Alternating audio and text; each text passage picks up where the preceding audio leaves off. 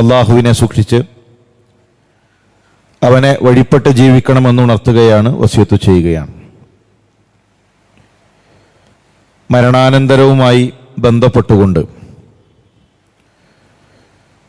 നമ്മൾ മനസ്സിലാക്കേണ്ട ചില കാര്യങ്ങളാണ് തുടർന്നു വരുന്ന ഖുതുബകളിലൂടെ ഇൻഷാ അല്ലാഹ് പറയുവാൻ ആഗ്രഹിക്കുന്നത്.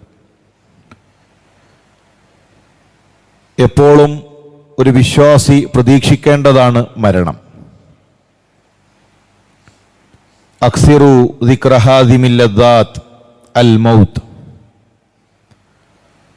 നിങ്ങളുടെ സുഖങ്ങളെ മുറിച്ചു കളയുന്ന മരണം, ആ മരണത്തെ, അതിനെക്കുറിച്ചുള്ള ഓർമ്മ നിങ്ങൾ ധാരാളമാക്കുക. ധാരാളമായി മരണത്തെ ഓർക്കാനാണ് ഇസ്ലാം നമ്മളോട് ആവശ്യപ്പെടുന്നത്. അതിനുവേണ്ടിയാണ് ഖബർ സന്ദർശിക്കാൻ റസൂലുള്ളാഹി നമ്മളോട് പറഞ്ഞത്. സൂറു അൽ ഖുബൂർ, നിങ്ങൾ ഖബറുകൾ സന്ദർശിക്കണം. ഫഇന്നഹാ തുദക്കിറുൽ ആഖിറ, അത് നിങ്ങൾക്ക് ആഖിറത്തെ ഓർമ്മിപ്പിക്കും, മരണത്തെ നിങ്ങൾക്ക് ഓർമ്മിപ്പിക്കും. നമുക്ക് മുമ്പ് നമ്മളെപ്പോലെ ഈ ഭൂമിയിൽ ജീവിച്ചവർ, അതിസമ്പന്നന്മാർ, അവർക്ക് കുടുംബങ്ങളുണ്ടായിരുന്നു, മക്കളുണ്ടായിരുന്നു, ഇണകളുണ്ടായിരുന്നു, ആഗ്രഹങ്ങളുണ്ടായിരുന്നു. അവരെല്ലാം ഖബറുകളിൽ കഴിയുകയാണ്. അതുപോലെ പോകേണ്ടവനാണ് ഞാനും എന്ന ബോധ്യമാണ് ഓരോ വിശ്വാസികൾക്കും ഉണ്ടാകേണ്ടത്. ഒരുപാട് വർഷത്തെ കാത്തിരിപ്പിനൊടുവിലാണ് നമ്മുടെ ഒരു വീട് നമ്മൾ പൂർത്തീകരിച്ചത് എങ്കിൽ, മരണപ്പെട്ട് മയ്യത്ത് വീട്ടിലേക്ക് എത്തിയാൽ നമ്മുടെ മക്കളുടെ ചങ്ങാതിമാർ അല്ലെങ്കിൽ നമ്മുടെ അടുപ്പമുള്ളവർ, അവർ തൊട്ടടുത്തുള്ള നമ്മുടെ മഹല്ലിൽ അവിടെ ചെന്ന് സംസാരിക്കുകയും മണിക്കൂറുകൾക്കകം നമുക്ക് കിടക്കാനുള്ള നമ്മുടെ വീട് ഒരുങ്ങുകയും ചെയ്യും. അതാണ് യഥാർത്ഥത്തിൽ നമ്മുടെ ഗേഹം, അവിടെയാണ് നമുക്ക് കഴിയാനുള്ളത് എന്ന ഉറപ്പ് നമുക്കുണ്ടാകണം. മരണമാണ് ആ യാത്രയിലേക്കുള്ള കവാടം. അതുകൊണ്ട് തന്നെ നമ്മളൊക്കെ അനുഭവിക്കാനിരിക്കുന്ന, നമ്മളൊക്കെ രുചിക്കാനിരിക്കുന്ന മരണം, അതിനു മുമ്പ് ശ്രദ്ധിക്കേണ്ടതും ചെയ്യേണ്ടതുമായ ചില കാര്യങ്ങളുണ്ട്. ഒന്നൊരിക്കലും മരണത്തെ നമ്മൾ ആഗ്രഹിക്കരുത്, മരണത്തെ കൊതിക്കരുത്. ശക്തമായ രോഗങ്ങൾ പിടിപെടുമ്പോൾ ചില ആളുകൾ പറയും, ഒന്ന് മരിച്ചു കിട്ടിയിരുന്നെങ്കിൽ നന്നായിരുന്നു, ഒന്ന് പെട്ടെന്ന് കഴിഞ്ഞുപോയിരുന്നെങ്കിൽ നന്നായിരുന്നു. മരണത്തെ ആഗ്രഹിക്കുന്നവരും മരണത്തിന് വേണ്ടി സംസാരിക്കുന്നവരുമുണ്ട്. റസൂലുള്ളാഹി സ്വല്ലല്ലാഹു അലൈഹി വസല്ലം തങ്ങൾ പറഞ്ഞു, ലാ യതമന്നയന്ന അഹദുകുമുൽ മൗത്ത് ലിദുർരിൻ യൻസിലു ബിഹി. എന്തെങ്കിലും ഒരു ദുർറ്, എന്തെങ്കിലും ഒരു പ്രയാസം അവനെ ബാധിക്കുമ്പോഴേക്കും മരണത്തെ ഒരാളും ആഗ്രഹിക്കരുത്. അത് ശക്തമായ രോഗമാകാം, സാമ്പത്തികമായ പ്രയാസങ്ങളാകാം, എന്തുമായിക്കൊള്ളട്ടെ. ദുനിയാവിലൊരു പ്രയാസം വരുമ്പോഴേക്കും, ഒരു രോഗം വരുമ്പോഴേക്കും ഒന്ന് ഈ ദുനിയാവ് തീർന്നു കിട്ടിയിരുന്നെങ്കിൽ എന്ന് നിങ്ങൾ പറയരുത്. കാരണം നമുക്കറിയില്ല എന്താണ് നമുക്ക് ഖൈറായിട്ടുള്ളത് എന്ന്. ഇനി നിങ്ങൾ പറയുക, അല്ലാഹുമ്മ ഹീനി മാ കാനത്തിൽ ഹയാത്തു ഖൈറൻ ലീ വതവഫനി ഇദാ കാനത്തിൽ വഫാത്തു ഖൈറൻ ലീ. അല്ലാഹുവേ, എനിക്ക് മരണമാണ് ഖൈറെങ്കിൽ ആ മരണത്തെ നൽകണേ, എനിക്ക് ജീവിതമാണ് ഖൈറെങ്കിൽ എനിക്ക് ജീവിതത്തെ നൽകണേ. ഒരുപക്ഷെ ഈ ബാധിച്ച രോഗം മാത്രം മതിയാകും നമ്മളെ സംബന്ധിച്ചിടത്തോളം സ്വർഗം നേടാൻ. നമ്മൾ അനുഭവിക്കുന്ന വേദന മാത്രം മതിയാകും നാളെ അല്ലാഹുവിൻ്റെ അരികിൽ വലിയ പ്രതിഫലങ്ങൾ നേടാൻ. അതുകൊണ്ട് രോഗം മൂർച്ഛിക്കുമ്പോൾ, രോഗിയാണെന്നറിയുമ്പോൾ, മാരകമായ ക്യാൻസർ നമ്മുടെ ശരീരത്തിൽ പ്രവർത്തിച്ചുകൊണ്ടിരിക്കുന്നു എന്നറിയുമ്പോൾ അവിടെ തളർന്നു പോകുന്ന, അല്ലെങ്കിൽ എല്ലാ പ്രതീക്ഷയും അറ്റുപോകുന്ന ഒരവസ്ഥയല്ല വിശ്വാസികൾക്കുണ്ടാകേണ്ടത്. അവിടെ മനോഹരമായി ക്ഷമിക്കാൻ കഴിയണം. ഇന്നമാ തുവഫസ്സാബിറൂൻ അജ്റഹും ബിഗൈരി ഹിസാബ്. ക്ഷമിക്കുന്നവർക്ക് കണക്കില്ലാതെ പ്രതിഫലം നൽകുന്നവനാണ് അല്ലാഹു. കണക്കില്ലാത്ത പ്രതിഫലമാണ് അല്ലാഹുവിൻ്റെ വാഗ്ദാനം, സ്വർഗമാണ് അല്ലാഹുവിൻ്റെ വാഗ്ദാനം. ഒരാദർശ സഹോദരൻ അദ്ദേഹത്തിന് ക്യാൻസർ ബാധിച്ചു എന്നറിഞ്ഞപ്പോൾ ചില ആളുകൾ അദ്ദേഹത്തോട് സംസാരിക്കുന്നതിന് വേണ്ടി ചെന്നു. ഉദരസംബന്ധമായ രോഗം ബാധിച്ച് മരണപ്പെട്ടാൽ ഷഹീദിന്റെ പ്രതിഫലമാണ് നൽകുക എന്ന് അദ്ദേഹത്തോട് പറഞ്ഞപ്പോ അപ്പൊ അദ്ദേഹം ചോദിക്കാണ്, അള്ളാഹ് അതിനെനിക്ക് തരണ്ടേ? അങ്ങനെ ഒന്ന് കിട്ടണ്ടേ? അങ്ങനെ ഒരു രോഗം വന്നാലല്ലേ എനിക്ക് ക്ഷമിക്കാൻ കഴിയുള്ളൂ? ഇതാ നിങ്ങളെ കാണിച്ച ഡോക്ടർമാർ അവര് പറഞ്ഞിട്ടുള്ളത് നിങ്ങൾക്ക് ക്യാൻസറാണ്, വയറിന് ക്യാൻസർ ഉണ്ട്. അത് കേട്ട ഉടനെ ആ സഹോദരന്റെ നാവിൽ നിന്ന് വന്നത് അൽഹംദുലില്ലാ, അൽഹംദുലില്ലാ, പടച്ചോനെ നിനക്കാകുന്ന സർവസ്തുതിയും, എനിക്കിതാ ഒരു വലിയ പ്രതിഫലം നേടാൻ, എനിക്കൊരു വലിയ നന്മ നേടാനുള്ള ഒരു അവസരം നീ എനിക്ക് നൽകിയിരിക്കുന്നു. പലപ്പോഴും ആളുകളുടെ അവസ്ഥ രോഗമെന്ന് കേൾക്കുമ്പോഴേക്കും തളർന്നു പോവാൻ. നമ്മൾ എത്ര കാലം ഈ ദുനിയാവിൽ ജീവിക്കും? സഹോദര സഹോദരി, രോഗമുണ്ടെങ്കിലും ഇല്ലെങ്കിലും നമ്മൾ മരിക്കും. നമ്മൾ ഏറ്റവും സൂക്ഷ്മമായി വാഹനം ഓടിച്ചു, എതിരെ വരുന്ന മനുഷ്യന്റെ കണ്ണൊന്ന് ചിമ്മിയാൽ തീരുന്നതാണ് നമ്മുടെ ജീവിതം. നമ്മളെ എല്ലാ സൂക്ഷ്മതകളും പാലിച്ച് വാഹനം ഓടിച്ചതുകൊണ്ട് മരണത്തിൽ നിന്ന് നമ്മൾ രക്ഷപ്പെടുമോ? നമ്മുടെ കാലിന്റെയും ബ്രേക്കിന്റെയും ഇടയിലുള്ള ഒരു ചെറിയ അകലം, ആ ഒരു ചെറിയ അശ്രദ്ധ, അത് മാത്രമാണ് നമ്മുടെ ഈ ജീവിതം. അതോടുകൂടെ തീരുന്നതാണ്. എതിരെ വരുന്ന വാഹനം, ആ വാഹനം ഓടിക്കുന്ന മനുഷ്യൻ ഒന്നുറക്കത്തിലേക്ക് വീണാൽ അതോടുകൂടെ നമ്മുടെ ജീവിതം അവസാനിക്കുന്നു. അതുകൊണ്ട് തന്നെ ഏത് സമയത്തും മരണത്തെ പ്രതീക്ഷിച്ചിരിക്കുകയും ഖൈറിനു വേണ്ടി പ്രാർത്ഥിക്കുകയും ചെയ്യണം. ഒരുപക്ഷെ അള്ളാഹു നൽകുന്ന രോഗം കൊണ്ട് നമ്മുടെ പാപങ്ങൾ മായ്ച്ചു കളയപ്പെടും.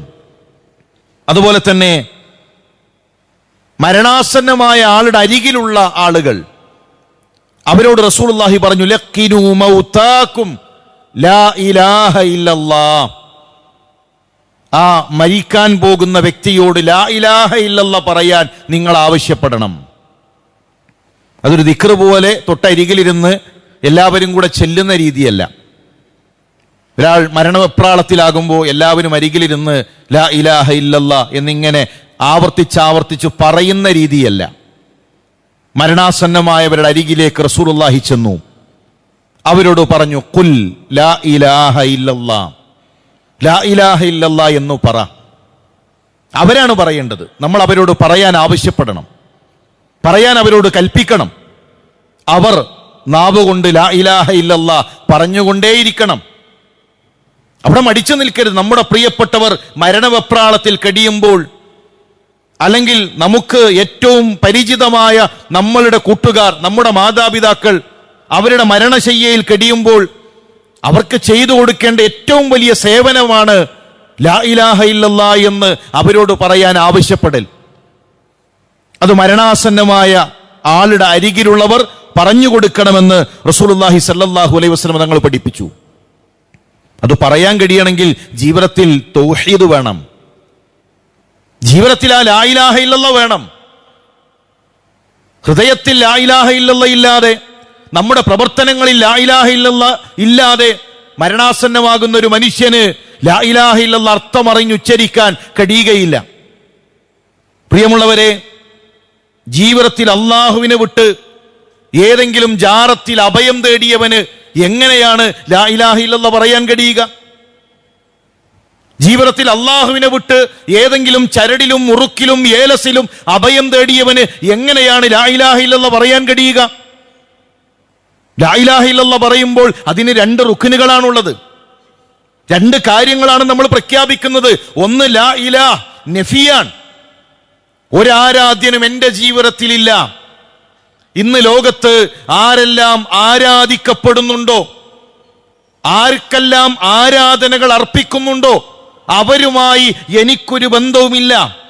മഹാന്മാരെ വിളിച്ചു പ്രാർത്ഥിക്കുന്നവരുണ്ട്, ജാറങ്ങളുടെ മുന്നിൽ കരഞ്ഞ് കൈകൾ നീട്ടുന്നവരുണ്ട്, വിഗ്രഹങ്ങളോട് തേടുന്നവരുണ്ട്. അങ്ങനെ ഒരു ഇലാഹും, അങ്ങനെ ഏതെങ്കിലും ആരാധ്യ വസ്തുക്കളും എന്റെ ജീവിതത്തിലില്ല. ഒന്ന് നഫിയാൻ, രണ്ട് ഇസ്ബാത്ത്, അള്ളാഹുവിനെ സ്ഥാപിക്കലാണ്.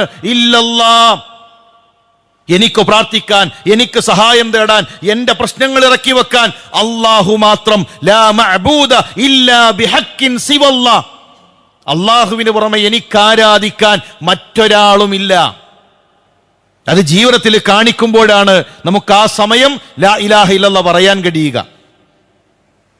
മരണാസന്നമായ ആളുടെ അരികിൽ ചില വീടുകളിൽ സൂറത്തുൽ യാസീൻ പാരായണം ചെയ്യുന്നു, മുസ്ഹഫ് തുറന്നു വെച്ചുകൊണ്ട് ഖുർആൻ പാരായണം ചെയ്യുന്നു. ഇതൊന്നും റസൂലുള്ളാഹി സ്വല്ലല്ലാഹു അലൈഹി വസല്ലം തങ്ങളുടെ ചരിത്രത്തിൽ, പ്രവാചകന്റെ ചര്യയിൽ സ്ഥിരപ്പെട്ടതല്ല. സൂറത്തുൽ യാസീൻ പാരായണം ചെയ്യുകയാണ്. യാസീനിൽ അല്ലാഹു പറയുന്നത് ലിയുൻദിറ മൻ കാന ഹയ്യൻ. ഖുർആൻ ജീവിച്ചിരിക്കുന്നവർക്ക് താക്കീതാണ്. ജീവിച്ചിരിക്കുമ്പോൾ പഠിക്കാൻ, ജീവിച്ചിരിക്കുമ്പോൾ അത് ജീവിതത്തിൽ പകർത്താനും പഠിക്കാനും താക്കീത് നൽകാനും അതിനാണ് ഖുർആൻ. മരിച്ചിടത്ത് ഇങ്ങനെ മരണം വരെ ഒരു ബന്ധവുമില്ല. മരണം വരെ ഖുർആൻ ക്ലാസ്സിലേക്ക് വിളിച്ചാൽ കച്ചവടം. മരണം വരെ ഖുർആൻ ക്ലാസ്സിലേക്ക് വിളിച്ചു കഴിഞ്ഞാൽ നമ്മളുടെ മറ്റു തിരക്കുകൾ, നമ്മുടെ 100 തിരക്കുകൾ അതെല്ലാം കഴിഞ്ഞ് എപ്പോഴെങ്കിലുമൊക്കെ ഒരു ഖുർആൻ ക്ലാസ് എന്ന രൂപത്തിൽ പോയാൽ മതിയോ? പ്രിയമുള്ള സഹോദര, മരണാസന്നമായ ആളുടെ അരികിൽ അങ്ങനെ ഖുർആൻ ഓതുന്ന ഒരു രീതി പ്രവാചകൻ സല്ലല്ലാഹു അലൈഹി വസല്ലം തങ്ങളിൽ നിന്നും സ്വഹാബാക്കളിൽ നിന്നും സ്ഥിരപ്പെട്ടു വന്നിട്ടില്ല. അതുപോലെ തന്നെ മരണാസന്നമായ ആളുടെ അരികിൽ നിൽക്കുന്നവർ ഖൈറല്ലാത്ത ഒന്നും പറയരുത്. സ്വന്തത്തെ ശപിക്കുന്നവരുണ്ട്. ഇതാ എന്നും കൂടിയും കൊണ്ടുപോയിക്കോളിയും, എല്ലാം നശിച്ചു, എല്ലാം കഴിഞ്ഞു, ശാപവാക്കുകൾ പറയുന്നവരുണ്ട്. റസൂലുള്ളാഹി പറഞ്ഞു, ലാ തദ്ഉ അലാ അൻഫുസികും ഇല്ലാ ബിഖൈർ. ഖൈറല്ലാത്തത് നിങ്ങൾ ആ സമയത്ത് പറയരുത്. ഫഇന്നൽ മലായിക യുഅമ്മിനൂന അലാ മാ തഖൂലൂൻ. നിങ്ങൾ പറയുന്നതിന് മലക്കുകൾ ആമീൻ പറയുന്നുണ്ട്. മരിച്ച ഒരാളുടെ അരികിലാണെങ്കിലും, രോഗിയായി കിടക്കുന്ന, മരണാസന്നമായി കിടക്കുന്ന ഒരാളുടെ അരികിലാണെങ്കിലും അവിടെ ചുറ്റുമുള്ളവർ ശ്രദ്ധിക്കേണ്ട വിഷയമാണ്. ഒരിക്കലും ഖൈറല്ലാത്ത വാക്കുകൾ, ശാപം, സ്വന്തത്തെ തന്നെ നശിപ്പിക്കുന്ന വർത്തമാനങ്ങൾ ഒരു കാരണവശാലും ഉണ്ടാകരുത്. അതുപോലെ തന്നെ മരണപ്പെടുന്നതിന് മുമ്പ് കടം രേഖപ്പെടുത്തി വെക്കണം. കടം മക്കളെ അറിയിക്കണം, വസിയത്തുകൾ അറിയിക്കണം, വസിയത്തുകൾ നൽകണം. അതെപ്പോഴും നമ്മുടെ കടവും നമ്മുടെ വസിയത്തുകളും അത് മക്കളെയും തൻ്റെ ഭാര്യയെയും ഒക്കെ അറിയിക്കേണ്ടതാണ്. എന്നാൽ മരണാസന്നമായ വ്യക്തിയെ സംബന്ധിച്ചിടത്തോളം അവർ പ്രത്യേകം ശ്രദ്ധിക്കേണ്ട വിഷയമാണ് അവരുടെ കടം എന്നുള്ളത്. നഫ്സുൽ മുഅ്മിൻ മുഅല്ലഖത്തും ബിദൈനിഹി ഹത്താ യുഖ്ളാ അൻഹു. ഒരു റൂഹ് അവന്റെ കടവുമായി ബന്ധിതമാണ്. ആ കടം വീടുന്നതുവരെ ആ റൂഹ് പ്രയാസത്തിലായിരിക്കും. കടം വീടുന്നതുവരെ ആ റൂഹ് പ്രയാസത്തിലായിരിക്കും. ഒരു മനുഷ്യന്റെ നഫ്സ് പ്രയാസത്തിലായിരിക്കും മരണപ്പെട്ടു കഴിഞ്ഞാൽ. സ്വഹാബിയാണ് മരണപ്പെട്ടിരിക്കുന്നത്. റസൂലുള്ളാഹി സ്വല്ലല്ലാഹു അലൈഹി വസല്ലം തങ്ങൾ ജനാസ നമസ്കാരത്തിൽ നിന്ന് മാറി നിൽക്കുന്നു. ഒരു സ്വഹാബിയുടെ മയ്യത്ത് നമസ്കാരത്തിൽ നിന്ന് അള്ളാഹുവിന്റെ റസൂൽ മാറി നിൽക്കുന്നു. സ്വഹാബികൾ അന്വേഷിച്ചു, എന്താണ് വിഷയം? കടമാണ് വിഷയം, കടക്കാരനാണ്. മറ്റൊരു സ്വഹാബി ഏറ്റെടുത്തു. അപ്പോഴാണ് റസൂലുള്ളാഹി സ്വല്ലല്ലാഹു അലൈഹി വസല്ലം ആ നമസ്കാരത്തിലേക്ക് വരുന്നത്. എന്തിനാണ് റസൂലുള്ളാഹി മാറി നിന്നത്? ആ കടത്തിന്റെ ഗൗരവം സ്വഹാബാക്കളെ പഠിപ്പിക്കാൻ, ഈ തലമുറയെ പഠിപ്പിക്കാൻ. പല ആളുകളും റോളിംഗ് ആണ്. ഇവിടുന്ന് വാങ്ങി എവിടെ കൊടുക്കും, അവിടുന്ന് വാങ്ങി ഇവിടെ കൊടുക്കും. എത്ര കൊടുക്കാനുള്ളത്, എത്ര വാങ്ങിയിട്ടുള്ളത് ഒരു കണക്കുമില്ല. കടങ്ങനെ വാരിക്കൂട്ടിയിട്ടുണ്ട്. എത്രയോ എത്രയോ കടക്കാർ. സഹോദര, മരണപ്പെട്ടാൽ എന്താണ് നമ്മുടെ അവസ്ഥ? മോഹന വാഗ്ദാനങ്ങളാണ്. ഇതാ അടുത്ത മാസം 1-ാം തീയതി തരും. പറയുമ്പോഴേ അറിയാം നൽകാൻ കഴിയില്ല, നൽകാൻ കഴിയില്ല. കടം വാങ്ങിയിട്ട് 1 മാസം പറഞ്ഞു വാങ്ങിയതാണ്. 1 കൊല്ലം കഴിഞ്ഞു, 2 കൊല്ലം കഴിഞ്ഞു.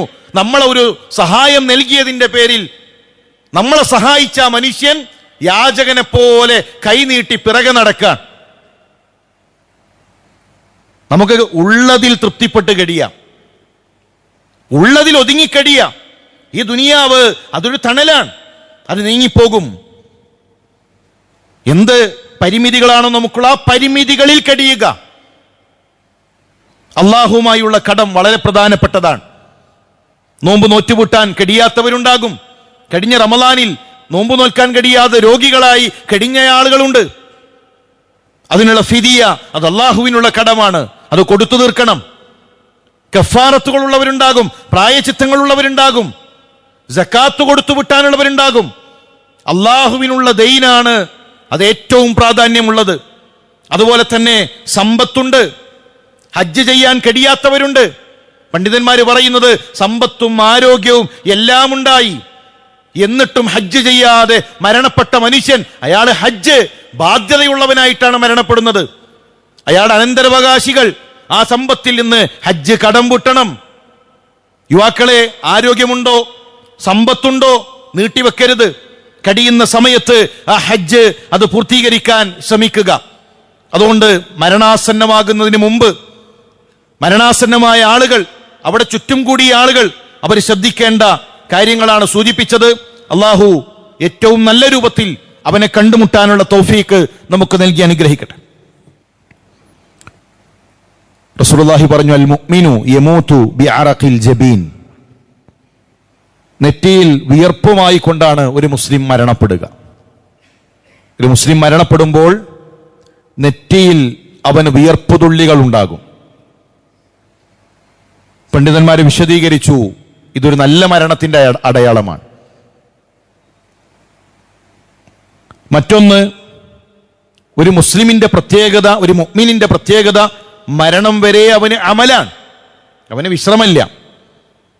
അവന് ഇനി കുറച്ചു കാലം ഞാനില്ല, ഇനി നിങ്ങളെല്ലാവരും കൂടി നടത്തി, ഞാൻ കുറെ കാലം ദീനി രംഗത്തുണ്ടായിരുന്നല്ലോ, കുറെ കാലം ഞാനാണല്ലോ ചെയ്തത്, ഇനി കുറച്ചു കാലം റെസ്റ്റ്, അങ്ങനൊരു വിശ്രമം, അങ്ങനൊരു റെസ്റ്റ് അവനില്ല. അവന്റെ വിശ്രമം ഖബറിലാണ്. ഒരു മുഅ്മിനിന്റെ വിശ്രമം ഖബറിലാണ്. ആ ഖബറിലേക്ക് എത്തുന്നത് വരെ അവന് അമലാണ്. അവന്റെ നെറ്റിയിൽ വിയർപ്പ് തുള്ളികൾ ഉണ്ടാകും മരണം വരെ പ്രവർത്തന രംഗത്ത് അവരുണ്ടാകും. മരിച്ചു കഴിഞ്ഞാലോ പിന്നീട് അവന് സ്വർഗീയ കാഴ്ചകൾ കണ്ട് ഖബറിലെ ആസ്വാദനങ്ങൾ ആരംഭിക്കുകയാണ്. സ്വർഗത്തിലോ അള്ളാഹു ഒരുക്കി വച്ചിരിക്കുന്നത് ഒരു കണ്ണും കാണാത്ത, ഒരു കാതും കേട്ടിട്ടില്ലാത്ത അത്രയും സ്വർഗീയ സുഖങ്ങളാണ് അവന് വേണ്ടി ഒരുക്കിയിട്ടുള്ളത്. മറ്റൊന്ന് പണ്ഡിതന്മാര് പറഞ്ഞു, ആ വിയർപ്പ് തുള്ളികൾ വരുന്നത് ഹയാ കാരണമാണ്. അള്ളാഹുവിനെ കണ്ടുമുട്ടാൻ പോവുകയാണ്.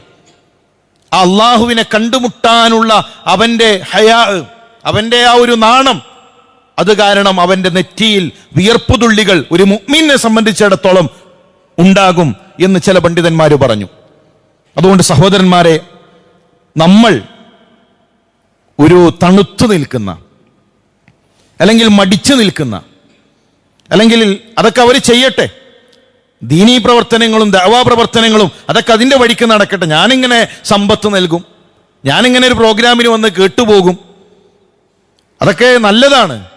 നമ്മളിങ്ങനെ ഒരു അംഗീകാരം കൊടുക്കുന്ന അല്ലെങ്കിൽ കണ്ടു നിൽക്കുന്ന ആളുകളായി മാറേണ്ടവരല്ല. നമ്മളെ സംബന്ധിച്ചിടത്തോളം മരണം വരെ അമലുകളിൽ ഉണ്ടാകണം, പ്രവർത്തന രംഗത്തുണ്ടാകണം. അങ്ങനെ നെറ്റിയിൽ വിയർപ്പ് തുള്ളികളുമായി ഒരുപാട് പ്രവർത്തനങ്ങളുമായി ഈ ലോകത്ത് നിന്ന് വിട പറയാൻ നമുക്ക് സാധിക്കണം. ദാരിദ്ര്യത്തെ പേടിക്കേണ്ടതില്ല. അല്ലാഹ് എവിടെയും നമ്മളെ ദാരിദ്ര്യം പറഞ്ഞു പേടിപ്പിച്ചിട്ടില്ല. അല്ലാഹ് എവിടെയും ദാരിദ്ര്യം പറഞ്ഞു പേടിപ്പിച്ചിട്ടില്ല. അള്ളാഹു പേടിപ്പിച്ചത് നരകം പറഞ്ഞുകൊണ്ടാണ്. അള്ളാഹു പറഞ്ഞത് ഖബർ പറഞ്ഞുകൊണ്ടാണ്. യൗമുൽ ഖിയാമ, അതിനപ്പുറമുള്ള നമ്മുടെ ജീവിതം പറഞ്ഞുകൊണ്ടാണ്. അത് പേടിക്കുക, മരണത്തെ പേടിക്കുക, മരണാനന്തര ജീവിതത്തെ പേടിക്കുക. ദുനിയാവിനെ പേടിക്കണ്ട, ദുനിയാവിലെ നഷ്ടങ്ങളെ പേടിക്കണ്ട. ദുനിയാവ് എത്ര നിസ്സാരമാണ് എന്ന് നമ്മൾ തിരിച്ചറിയും. ഉമർ ഖത്താബ് റളിയല്ലാഹു തആല അൻഹു നടന്നു പോകുമ്പോൾ മാലിന്യ കൂമ്പാരം അതിങ്ങനെ വഴിയിൽ കിടക്കുന്നുണ്ട്. സ്വഹാബികളെ വിളിച്ചിട്ട് പറഞ്ഞു, ഇതാ നിങ്ങളെ ദുനിയാവാണ് കിടക്കുന്നത്. ആളുകൾ വലിച്ചെറിഞ്ഞ മാലിന്യം ഉണ്ടല്ലോ, ആ മാലിന്യമാണ് നിങ്ങളുടെ ദുനിയാവ്.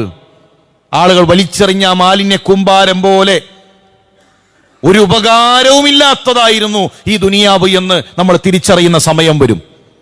അതിനു മുമ്പ് ആ ഒരു തിരിച്ചറിവ് നമുക്കുണ്ടാകണം. അതിനനുസരിച്ചുകൊണ്ട് നമ്മുടെ പ്രവർത്തനങ്ങളെ നമ്മൾ ക്രമീകരിക്കണം. അള്ളാഹു അതിനുള്ള മനസ്സ് നമുക്ക് നൽകി അനുഗ്രഹിക്കട്ടെ.